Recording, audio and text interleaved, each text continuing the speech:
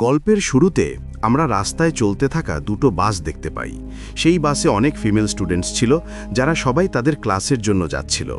তাদের মধ্যে একজনের নাম ছিল মিৎসুকো। দেখতে সে খুবই মিষ্টি ছিল। সে তার নোটবুকে কিছু লিখছিল।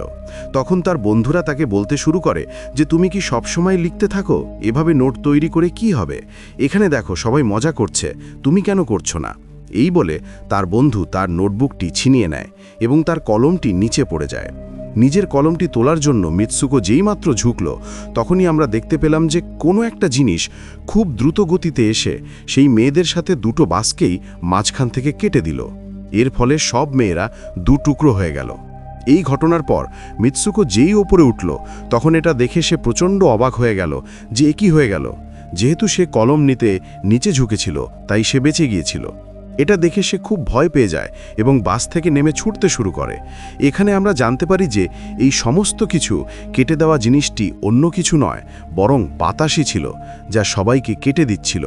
এই বাতাস এবার মিৎসুকোর পেছনেও লেগে যায়। এটা দেখে মিৎসুকো চিৎকার করতে করতে খুব জোরে ছুটতে থাকে। দৌড়ানোর সময় সে সামনে আরও 4 জন মেয়েকে দেখতে পায় এবং তাদের ঝুঁকে পড়ার জন্য বলে, কিন্তু অনেক দেরি হয়ে গিয়েছিল। সেই বাতাস তাদেরও মাঝখান থেকে কেটে চলে যায়। তবে মিৎসুকো তাদের মধ্যে থেকে একটি মেয়েকে বাঁচাতে পেরেছিল। ঠিক তখনই তারা সাইকেল চালিয়ে যাওয়া কিছু মেয়েকে দেখতে পায়, যারা কোথাও যাচ্ছিল। মিৎসুকো তাদেরও বাঁচানোর চেষ্টা করে, কিন্তু সেই বাতাস তাদের সাথেও একই কাজ করে যা একটু আগে তার বন্ধুদের সাথে হয়েছিল। এই ঘটনার মাঝেই সেই মেয়েটি, যাকে মিৎসুকো ওই অদৃশ্য জিনিস থেকে বাঁচিয়েছিল, সেও মারা যায়। এবার মিৎসুকো এই দৃশ্য দেখে আরও বেশি ভয় পেয়ে যায় এবং এদিক ওদিক ছুটতে থাকে। এরপর আমরা দেখি যে মিৎসুকো যখন একটা নদীর কাছে যায়, তখন সে এটা দেখে হতবাক হয়ে যায় যে সেই নদীতে আগে থেকেই অনেক ডেড বডিজ পড়ে আছে, যাদের বাতাস অর্থাৎ সেই অদৃশ্য জিনিস কেটে দিয়েছে। সেখান থেকে সে একটা ডেড বডির পোশাক নিয়ে পাল্টে নেয়। পরের দৃশ্যে আমরা দেখি যে মিৎসুকো হাঁটতে হাঁটতে একটা স্কুলে পৌঁছে গেছে, যেখানে আরও অনেক ফিমেল স্টুডেন্টস ছিল। তাদের পোশাক মিৎসুকোর পোশাক থেকে বেশ আলাদা, অর্থাৎ এটা স্পষ্ট ছিল যে সে তাদের স্কুলে মিৎসুকোর কাছে আসে এবং তাকে বলতে থাকে, কেমন আছো? আসলে মেয়েটি ছিল মিৎসুকোর বেস্ট ফ্রেন্ড, কিন্তু মিৎসুকো তাকে জিজ্ঞাসা করে, তুমি কি সত্যি আমার বেস্ট ফ্রেন্ড?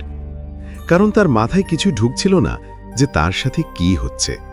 সে বেশ শকে ছিল। এখানে আমরা এটাও জানতে পারি যে মিৎসুকো এবং তার বেস্ট ফ্রেন্ড একে অপরকে খুব ভালোবাসে। ঠিক তখনই সেখানে জোরে বাতাস বইতে শুরু করে এবং মিৎসুকো ভয়ে বিল্ডিংয়ের ভেতরে চলে যায়। তার বেস্ট ফ্রেন্ড কিছুই বুঝতে পারছিল না যে এই কি হচ্ছে। সে মিৎসুকোকে জিজ্ঞাসা করতে থাকে, তুমি এত কাঁপছো কেন, আর এত ভয়ই বা তাচ্ছ কেন, তোমার কি হয়েছে? তখন মিৎসুকো তার বেস্ট ফ্রেন্ডকে সবকিছু বলে দেয় যে কিভাবে একটা বাতাসের ঝটকা এলো এবং তার স্কুলের সব ছাত্রীদের কেটে দিয়ে চলে গেল। এই কথা শুনে তার বন্ধু তাকে জানালার কাছে নিয়ে গিয়ে তার হাত বাইরে বের করে বলতে থাকে, এই দেখো, এটা শুধু বাতাস, আর কিছুই না। এখানে মিৎসুকোর মনে কিছুটা শান্তি আসে এবং তার মনে হতে থাকে যে হয়তো এটা তার স্বপ্নই হতে পারে।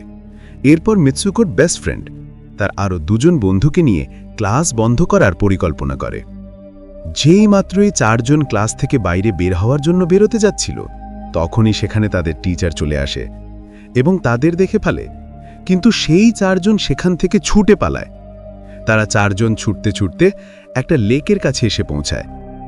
সেখানে মিৎসুকোর বেস্ট ফ্রেন্ড তার বাকি 2 বন্ধুকেও মিৎসুকোর স্বপ্নের কথা বলে। তখনই তাদের মধ্য থেকে একটা মেয়ে বলে ওঠে, হতে পারে এটা সত্যি, যেমন মিরর ওয়ার্ল্ড হয়, যেখানে এই দুনিয়ার ঠিক বিপরীত অর্থাৎ উল্টোটা ঘটে। এই বলে সেই পুকুরে একটা পাথর ছুঁড়ে দিয়ে বলতে থাকে যে দেখো, এখানে তো আমি পাথর ছুঁড়েছি, কিন্তু হতে পারে যে অন্য জগতে আমি এটা করিনি। ঠিক তখনই হঠাৎ সেই লেক থেকে একটা ক্রকোডাইল বেরিয়ে এসে তাদের মধ্যে থেকে একটি মেয়েকে খেয়ে ফেলে। তখন সেই মেয়েটি বলে ওঠে যে দেখো, আমি বলেছিলাম না, এই দুনিয়াতে যা হয় সেই দুনিয়াতে একদমই তা হয় না, আর সেই দুনিয়াতে যা হচ্ছে সেটা এই দুনিয়াতে নাও হতে পারে। তাই এই মেয়েটিকেও সেই দুনিয়াতে কুমির খেয়েছে, আর এখানে দেখো, এ তো একেবারে সুরক্ষিত। সেই লেকের কাছে একটা বেড অর্থাৎ বিছানা চোখে পড়ে। এই 4 জন সেই বিছানা থেকে বালিশ তুলে খেলা শুরু করে। তখনই আমরা দেখি যে দূর থেকে 2 জন মেয়ে তাদের দেখছে। সেই 2 জন মেয়ের মধ্যে একজন ব্রাইডাল সেজেছিল কারণ এই দুজন মেয়ে একে অপরের সাথে বিয়ে করেছিল। এরপর তাদের মধ্যে একজন বন্ধু বলে যে আমাদের এমন কিছু করতে হবে যা সেই দুনিয়াতে অসম্ভব, কারণ আমাদের ভাগ্য তো আগে থেকেই লেখা হয়ে গেছে, কিন্তু আমরা সেটা তাদের স্কুলে ফিরে আসে এবং পরবর্তী ক্লাস করার জন্য ক্লাসে ঢুকে যায়। ঠিক তখনই মিৎসুকো দেখতে পায় যে তার পাশে একটা বালিশ পড়ে আছে। যেইমাত্র সে সেই বালিশটি তোলার জন্য নিচে ঝুঁকল, ঠিক তখনই তার টিচার পুরো ক্লাসে গান দিয়ে ফায়ার করতে শুরু করে। আর যেই মিৎসুকো সেই বালিশটি তুলে উপরে তাকায়, তখন দেখে তার ক্লাসের সব মেয়েরা মারা গেছে। আর এখানে সে আরও একবার বেঁচে যায়, যেমনটা আগেরবার তার ড্রিমসে বেঁচে গিয়েছিল। মিৎসুকোর টিচার তার কাছে এসে বলে, তোমার এত সাহস হয় কি করে এই ক্লাস বন্ধ করার? তোমারও মরা নিশ্চিত। ঠিক তখনই আরও দুজন মেয়ে এসে মিৎসুকোকে বাঁচিয়ে সেখান থেকে পালানোর চেষ্টা করে, কিন্তু আরেকজন টিচার সেখানে এসে সেই দুজন মেয়েকে মৃত্যুর মুখে ঠেলে দেয়। এবার যতজন ছাত্রীর প্রাণ বেঁচে গিয়েছিল, মিৎসুকো তাদের সাথে বাইরে ছুটতে শুরু করে, কিন্তু স্কুলের সব টিচার্স সেই সব মেয়েদের ওপর ফায়ারিং করতে শুরু করে। এখানে ফায়ারিংয়ের সময় সব মেয়েরা যেই সেখান থেকে বাইরে আসে, তখনই বাতাস তাদের কেটে দেয়। এখানে মিৎসুকো আরও একবার একা হয়ে যায় এবং সেখান থেকে পালিয়ে ক্রাউড এরিয়ার মধ্যে দিয়ে পুলিশ স্টেশনে যায়। সে সেখানে সব কিছু বলতে শুরু করে।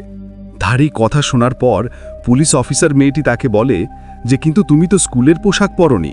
আর যখন সে মিৎসুকোর সামনে একটা মিরর ধরে, তখন মিৎসুকো সেই আয়নায় দেখে যে সে তো পুরোপুরি পাল্টে গেছে, আর লোকেরা তাকে মিৎসুকো নামে নয় বরং অন্য কোনো নামে ডাকছে।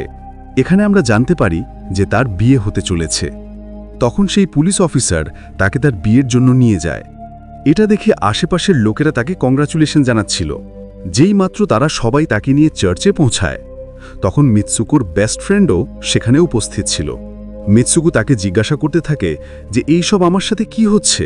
তখন তার বন্ধু তাকে বলে যে এখন চুপ করে থাকো, আমরা এখন কারোর নিয়ন্ত্রণে আছি, আমি যেমনটা বলছি তুমি ঠিক তেমনই করো। আর এই বলে সে তাকে ওয়েডিং ড্রেস পরিয়ে দেয় এবং তাকে সেখানে যাবার জন্য বলে। যেই সে তার ম্যারেজ সেরেমনির জন্য এগিয়ে যায়, তখন সেখানকার সব মেয়েরা তাকে নিয়ে মজা করতে থাকে। এটা দেখে তার বেস্ট ফ্রেন্ড এক এক করে সবাইকে মারতে শুরু করে। এরপর যেই মিৎসুকো এগিয়ে যায়, তখন তার গ্রুমের জায়গায় একটা কফিন দাঁড়িয়ে থাকতে দেখা যায়। সেই কফিন খোলার পর একটা বড় পিগ অর্থাৎ শূকর বাইরে বেরিয়ে আসে।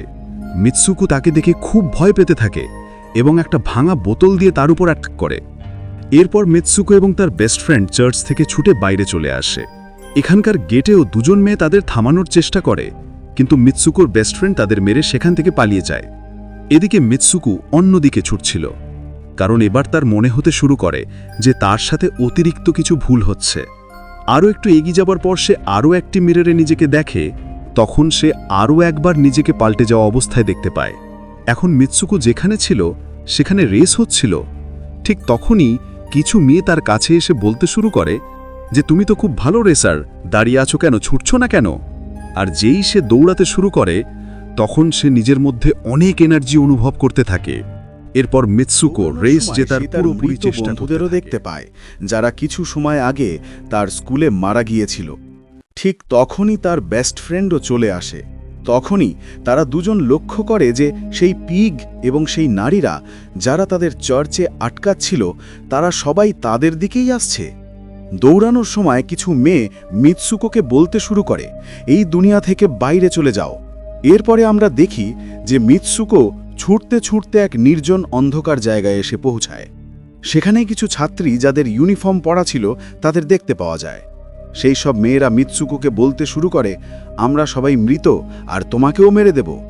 কিন্তু তখনই মিৎসুকোর বেস্ট ফ্রেন্ড সেখানে এসে সেই মেয়েটিকে মেরে মিৎসুকোকে সেখান থেকে তাড়িয়ে নিয়ে যায়। মিৎসুকোর বেস্ট ফ্রেন্ড তাকে তার নাম জোরে জোরে ডাকার জন্য বলে, যার ফলে মিৎসুকো তার নাম জোরে জোরে নিতে শুরু করে। এর সাথেই মিৎসুকো তার আসল রূপে ফিরে আসে। তার বেস্ট ফ্রেন্ড তাকে নিজের হাত দেখিয়ে বলে, দয়া করে আমার হাতে লাগানো ওয়্যারটি বাইরে টেনে বের করে দাও, যাতে আমি এই দুনিয়া থেকে বাইরে যেতে পারি। কিন্তু মিৎসুকোর ভয় ছিল যে কোথাও এই ওয়্যার টানলে তার প্রাণ না চলে যায়। আর যেহেতু মিৎসুকো তার বেস্ট ফ্রেন্ডকে খুব ভালোবাসত, তাই সে এমনটা করতে চাইছিল না। কিন্তু বেশি জোর করার ফলে সে তার ওয়্যার টেনে বের করে দেয়। ওয়্যার টানতেই তার বেস্ট ফ্রেন্ডের শরীর দুটুকরো হয়ে যায়। ঠিক তখনই সে একটা গেট দেখতে পায়। সেই দরজা থেকে বাইরে আসার পর সে দেখতে পায় যে এবার সে পুরুষদের দুনিয়ায় চলে এসেছে।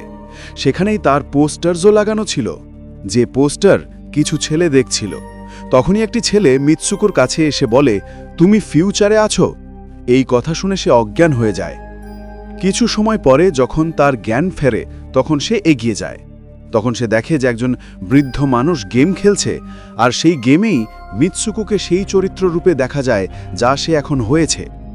মিৎসুকোকে দেখেই বৃদ্ধ মানুষটি বলতে শুরু করে, আমি এই গেমটি তৈরি করেছি আর আমিই তোমাদের নিয়ন্ত্রণ করছি।